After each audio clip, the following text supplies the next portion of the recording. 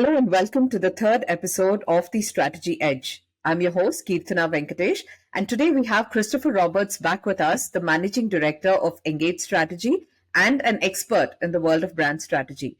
Chris has packed his knowledge of 20 plus industries and over 200 brands into his recent best selling book, 10 Reasons Why CX NPS Programs Fail and Your Surefire Solutions to Succeed.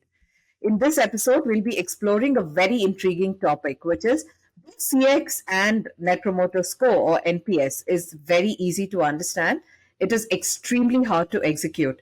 So, Chris, to kick off today's discussion, could you provide a brief explanation of what exactly is the Net Promoter Score and how is it different from other CX metrics? Okay, so maybe I should just explain how NPS actually works. NPS starts with a fundamental question you ask your clients, which is how likely are you to recommend XYZ brand to a friend, family member, or colleague on a scale of 0 to 10? So if someone gives you a 0 to 6, they're called detractors. If they give you a 7 or 8, they're called passives. If they give you a 9 or 10, they're called promoters. And one of the obvious questions I always get asked is, why is 6 a detractor? Because isn't 6 better than 5, correct?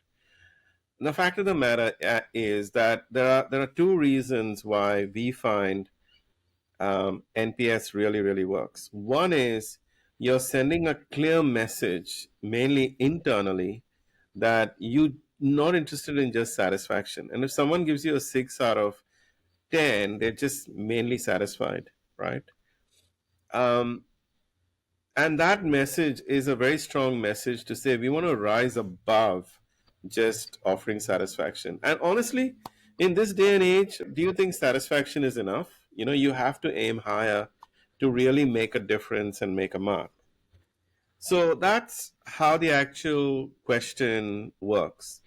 Now, that is followed by other questions such as the reason for the score, a rating of various touch points, and so on and so forth. Now, the big issue here is because it is a higher order measure, it's not like satisfaction, and you can't hide behind means and medians and so on and so forth. By its very nature, it's pretty raw and confronting in a way. Um, because it is a higher order measure. It's like, if you can imagine, how likely to recommend is much higher order than, let's just say, how satisfied are you with a product or a service. With something like how satisfied are you with a product or a service, even if you give a 10 out of 10, very satisfied, that still might not mean much. But when you actually recommend something to someone, right, it's a higher order thing because you actually put your own reputation at risk. Right. So if I go to you, Keetan, and I say, you must watch XYZ movie, if the movie is rubbish, you're going to say, Chris really doesn't have good taste in movies, correct? So I have to make sure I'm putting my reputation at risk. The second thing you find is when you recommend something, it kind of appeals to your head and your heart. It's not just one or the other. It's never just a rational, pragmatic kind of decision. It's also how it makes you feel.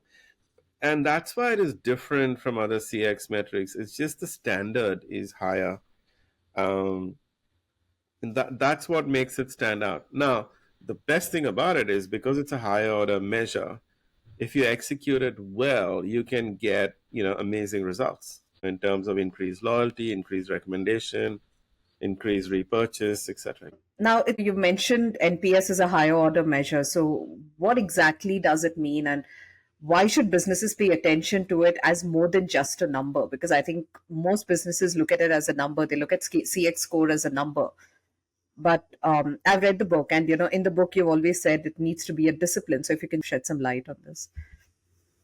Yeah. So when it comes to a discipline, look, I have sat, on both sides of the equation as the presenter and the listener of survey presentations. And you look at a survey presentation, you go, well, that's interesting.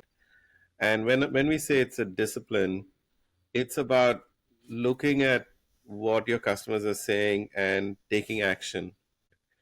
And that's where a lot of businesses fall down. They just look at the score or they look at the survey results and then they go away, but they don't take any action. So the real issue, the real challenge is how do you take that action? So it's clear that understanding NPS is one thing, but executing it effectively is another major challenge. And you've had a lot of experience with your clients on this. So what makes it easy to grasp in theory and yet very hard to put into practice? Can you share some insights? Yeah, so it is easy to understand because, as a consumer, we know that word of mouth is very powerful. We know that if someone recommends something, it has more power. And if you look at even something as simple as the movies, right? You can look at a review for a movie, you can even look at an ad for a movie. But if a friend says to you, go and see this movie, it's great, it's amazing, that obviously has more power. And according to our studies, it actually shows that it does have a 4 times greater influence on overall purchase influences, right? So consumers get that, they understand it, they make recommendations all the time, they listen to recommendations all the time. So understanding that recommendation is the most powerful sales and marketing channel.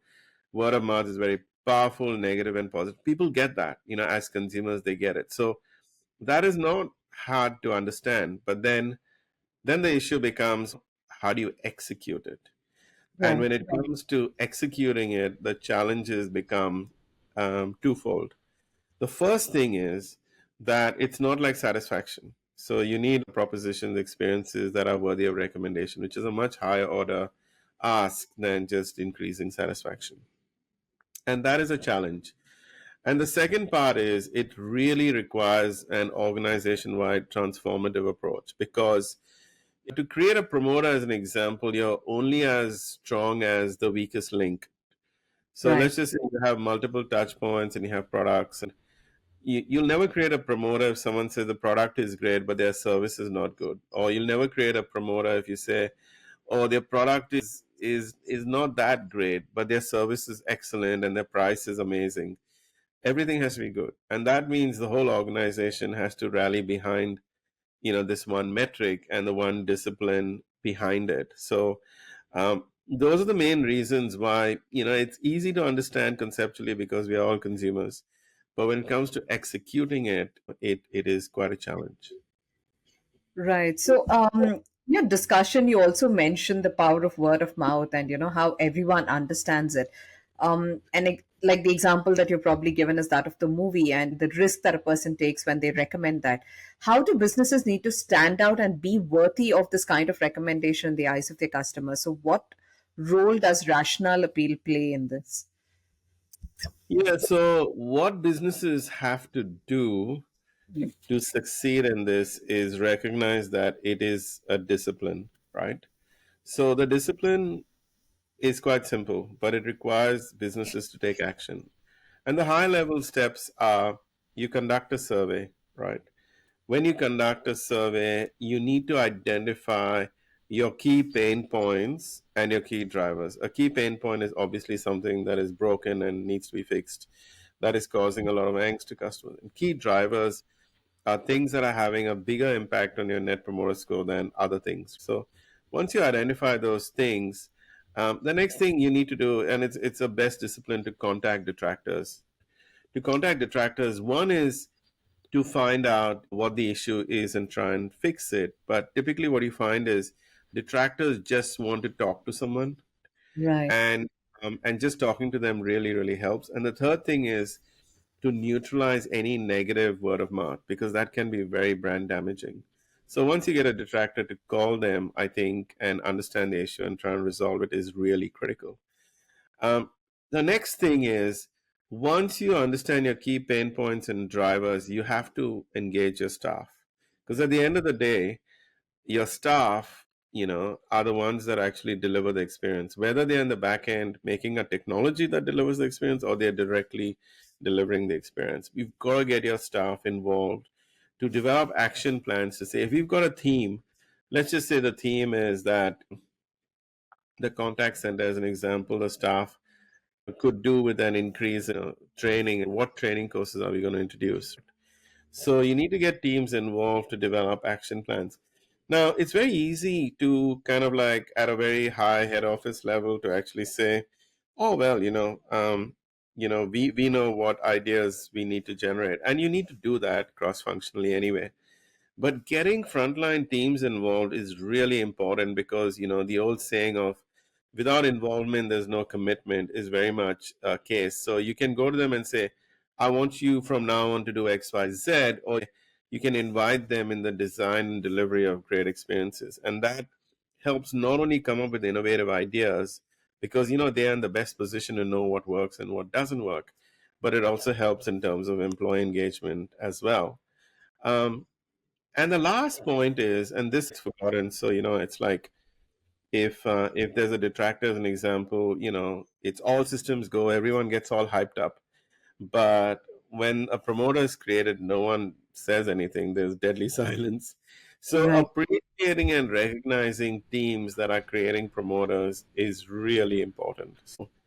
And once you follow this discipline, the benefits are huge.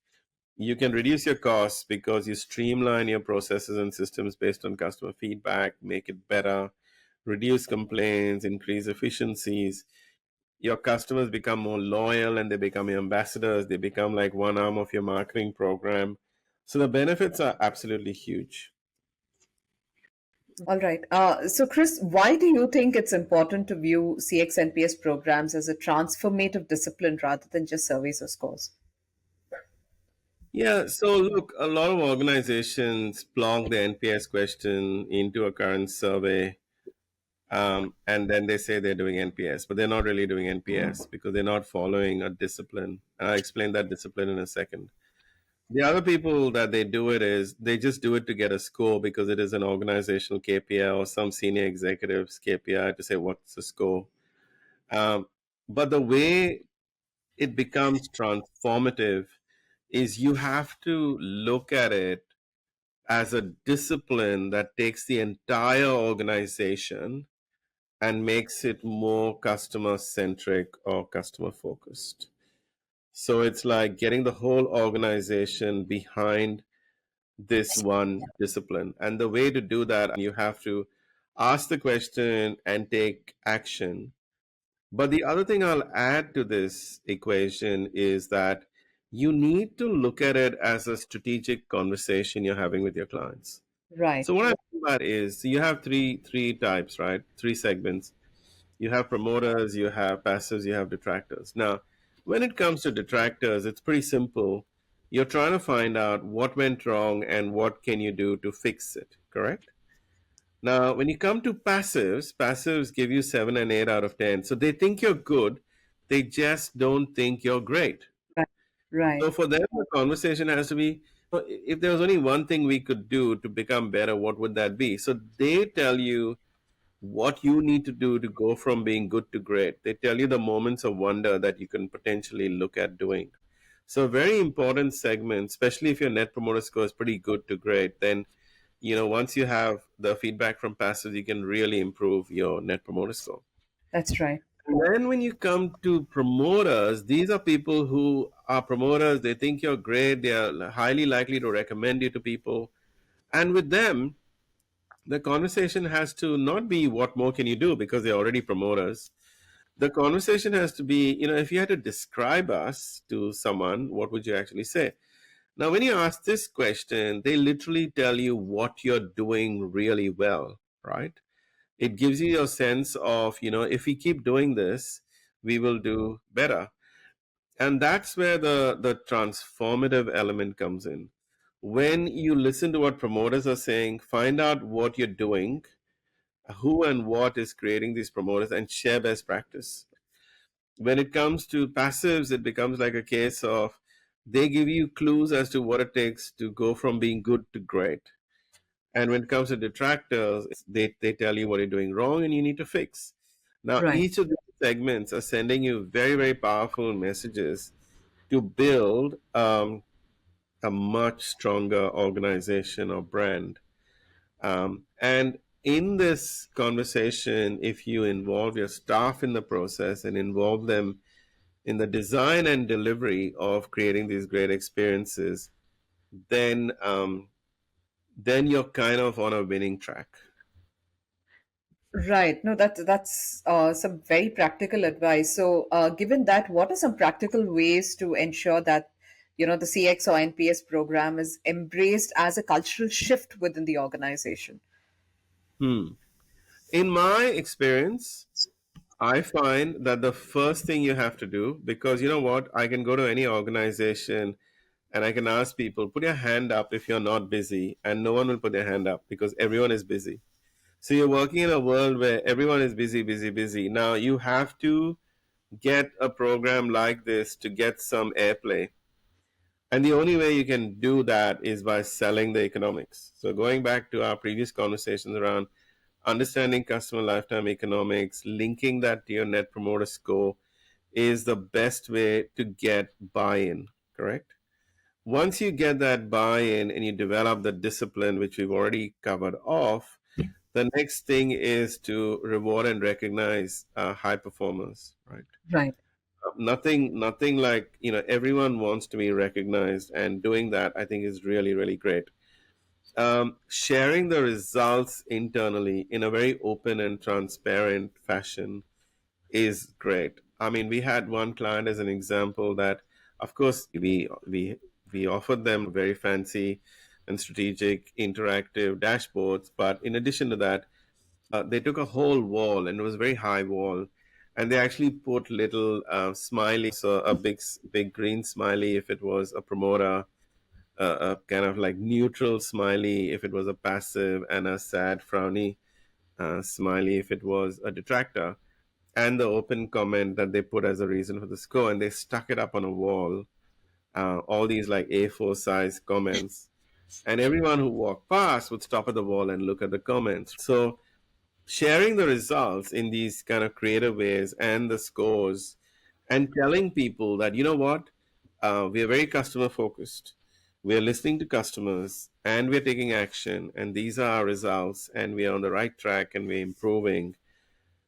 That is really, really important. So to actually share the improvements, based on our last customer survey, we discovered ABC and we made XYZ improvements. Those are the things that you need to do to really get that internal cultural support.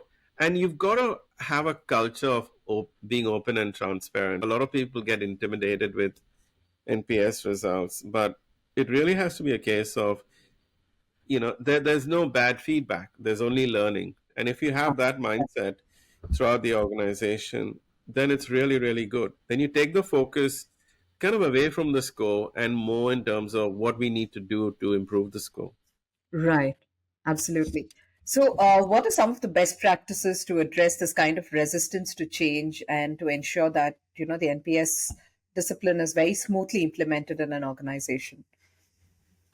Yeah, so the first point is there is no place to hide. Like in a traditional survey, you can hide behind means and medians. You can say, oh, well, we got 6 out of 10. That's not bad. We got seven, that's not bad. You can hide behind the thing about net promoter score is you're either creating promoters or you're creating detractors or passives, right? It's crystal clear. There is no lack of clarity. Right. So that is kind of like what you're doing. And because of that, it's very raw. Now, because it's a higher order measure, literally then there is no place to hide. And that is probably one of the biggest issues that cause resistance. Like people go, oops, now everyone will know, how bad my or good my department is. And it opened me up to criticism, which is why I said before, having a sense of going to people and saying, you know what, there is no bad feedback, there is only learning, and Right. communicating that is really, really important. So people fully understand that. The next thing I would say is that people always fall for the trap of here's a new program, let's set a target, right? And that is fraught with danger, because if you set your teams a target without the requisite support, they will find weird and wonderful ways to achieve your score, which may not all be kosher. To give an example, you need to make sure, as an example, that staff are trained in terms of how to create promoters, that staff are given adequate time and resources to create promoters. There's opportunities for them to collaborate and so on and so forth. That they have the tools to actually look at customer insights and be able to identify, okay, this is what we need to focus on to improve. If you don't provide them with the right tools and they don't know how to do it, then it leads to cheating and gaming and all that kind of stuff. So those are Right. the main things, that some of the best practices that you need to have. So don't just set a target unless you've got the requisite foundation and support to begin with. Absolutely. So that's incredibly insightful, Chris. And I'm sure our listeners will undoubtedly appreciate the depth of knowledge you've shared today. As we conclude this episode, we'd like to offer a sneak peek into our next conversation with Chris. In our next episode, we'll be delving into the economic power of emotions in business, a very interesting subject. And we'll explore how emotions can impact the bottom line and why it's crucial to measure and manage them effectively. Stay tuned for that enlightening discussion. And before you go, do grab your copy of Chris's book, 10 Reasons Why CX NPS Programs Fail and Your Surefire Solutions to Succeed. The book is available worldwide on Amazon and Kindle. Thank you, Chris. Thank you.